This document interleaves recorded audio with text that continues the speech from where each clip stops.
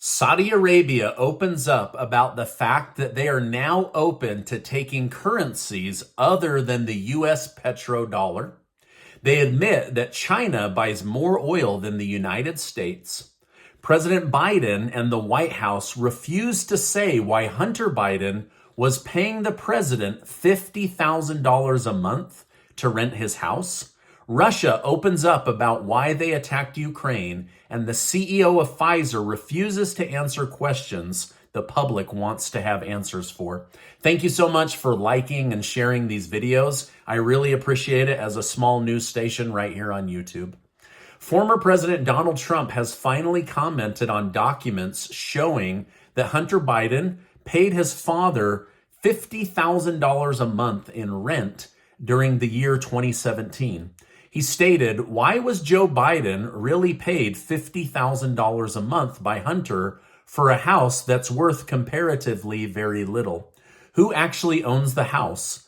This is just the beginning of one of the greatest political and money laundering scams of all time." A little research shows the highest rent in this part of Delaware was $5,000 a month, and that house was insanely bigger and better than the Biden household. So why was President Biden charging his only remaining son $50,000 a month to rent his house? It's very suspicious. In fact, the timing of all of this new information that's coming out about classified documents at 4 locations, his tax returns, his son's tax returns, and this rent situation are all very suspicious, especially since this is the week that President Biden was going to announce his re-election campaign. Now, please write in the comments down below, why would a loving father make his only remaining son pay $50,000 a month to rent a house that should have rented for about $1,600 a month, according to Zillow? And why does this not reflect in a sitting president's tax return? I don't know. Let me know your thoughts down below. Now, sadly for Biden, he's facing a storm of criticism in regards to the recent news concerning his possession of classified documents. Trump reposted a clip from Fox News, which proposes that Biden's crime was suppressed until after the midterm elections. To support this idea, the news anchors in the clip stated that classified documents were found to be in Biden's possession on November 2nd, which gave 6 to 7 days before the election, and the Department of Justice purposely sat on this classified document scandal. Despite being found before the election, we didn't know about this for almost 2.5 months. Now, on top of that, the Department of Justice allowed Biden's personal attorneys to search through these top secret classified documents without the presence of the FBI or top security clearance personnel from the Pentagon. Now, again, all of this is very, very suspicious, including the timing of it all. With both of these powerful men in the spotlight, Senate Republican leader Mitch McConnell has called on the Department of Justice to treat President Biden and former President Donald Trump equally. He stated, "I think it's important with regard to documents that both these guys ought to be treated exactly the same way." Exactly the same way. And so I think the Attorney General probably did the right thing by having 2 special counsels. What's good for one candidate for president ought to be good for another one. While I agree with McConnell, I was a little bit shocked to see McConnell showing any kind of mercy or good feelings towards Trump, especially with how Trump has treated him and his wife over the last few years. Now, love or hate Trump, he will be throwing his first presidential campaign for 2024 later this month. The campaign is still a little bit early, considering Joe Biden still has 2 more years as president. Despite this fact, Trump revealed that he will be going to South Carolina. I don't know if this has to do with Biden switching from Iowa to South Carolina, and he's just kind of copying that. And we don't know the exact details, but it does look like Senator Lindsey Graham and Governor McMaster are expected to campaign with the former president. What do you think? Is Trump jumping the gun and campaigning too early, or is this a smart move to build momentum for 2 years before he really has a shot at being president? Let me know your thoughts down below. Russian President Vladimir Putin has given a controversial speech today as part of the 80th anniversary of the Red Army breaking the Nazi siege of Leningrad. During the speech, Putin claimed the victory in Ukraine is unavoidable and explained the reasoning for the war. He stated, large-scale combat operations involving heavy weapons, artillery, tanks, and aircraft haven't stopped in Donbass since 2014. All that we are doing today as part of this special military operation is an attempt to stop that war.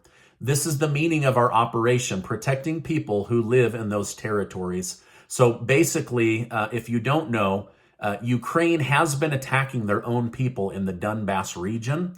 And so now Putin is coming out saying, this is the reason that we've gone to war with you, to defend those people against Ukraine killing their own people. Now, Russia and Ukraine have been fighting over the Donbass since 2014, when the United States pulled a coup and installed a puppet government. They weren't elected, basically. The government was installed. Now, Russia annexed this area and claimed ownership over it. The war over the land has been ongoing for 8 years now, and Putin has finally drawn a connection between that war and this new war. China has just lifted pandemic restrictions and has plans to fully return to normal as soon as possible. China's top economic advisor has stated, we're confident China's growth will most likely return to its normal trend. While a lifting of these harsh rules is great for the people of China, this will cause gas prices to skyrocket. Oil demand is expected to rise by 1.3 million barrels per day around the globe, but China accounts for nearly half of that increase. An increase in demand will likely lead to an increase in price, and so just something for you to be aware of. Now, on top of that gas price increase, Saudi Arabia has openly said this week that they are open to being paid for OPEC oil, and specifically Saudi Arabia oil, in currencies other than the United States US dollar. Saudi Arabia openly admitted that China now buys more of their product than the United States of America, and has been a good business partner to Saudi Arabia. This has many worried about the US dollar being removed as the world reserve currency and the petrodollar. Saudi Arabia's finance minister, Mohammad Al-Jadaan, said he believes Saudi Arabia can be the calm the world is looking for. They have a good relationship with the United States, Russia, and China, and can help broker calm and peace between global neighbors. Al-Jadaan pointed out the world needs oil and the global oil market is fragile. Now is a time for collaboration and cooperation to seek world calm. However, Saudi Arabia hinted that their main reason for still being a partner with the United States and the use of the petrodollar has to do with the military security provided by the United States of America.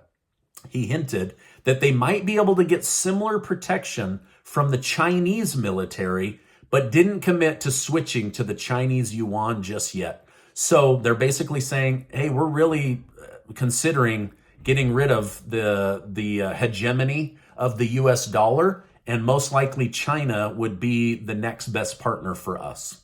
Now, if and when we do see a big global shakeup, that will not result in calm or a friendly breakup. The world runs on oil and money. No matter your feelings about oil or global warming or green energy, and the world will do stupid things in order to keep oil and gas flowing to their countries. And so this would be the opposite of calm, but we will see what they end up doing.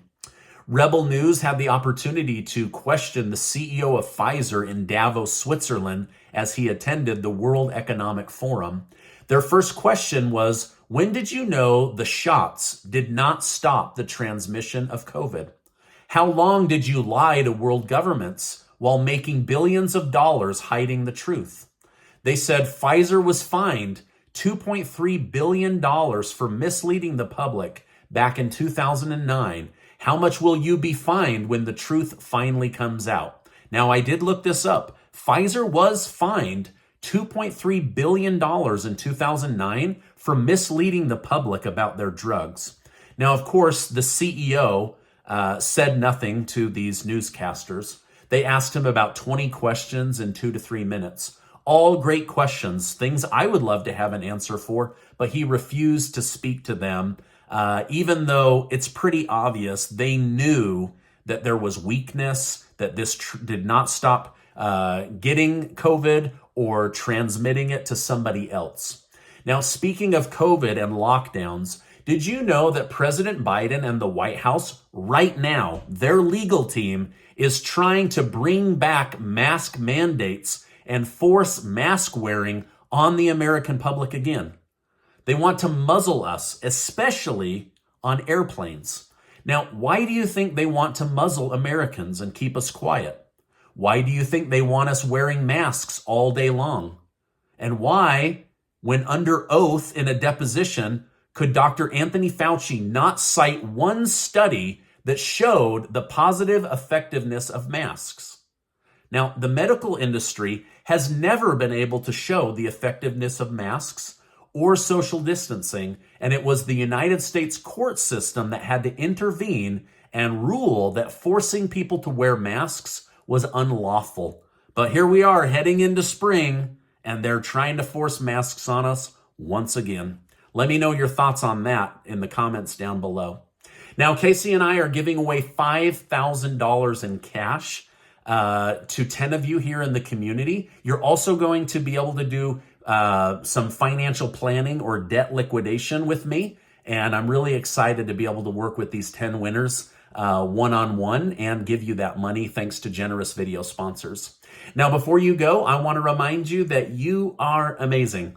I appreciate you stopping by today. Make sure to check out this super important video and get subscribed to the channel. Hey, there's a lot of places you can get your news from, so thank you so much for stopping by today, and I will see you on the next video.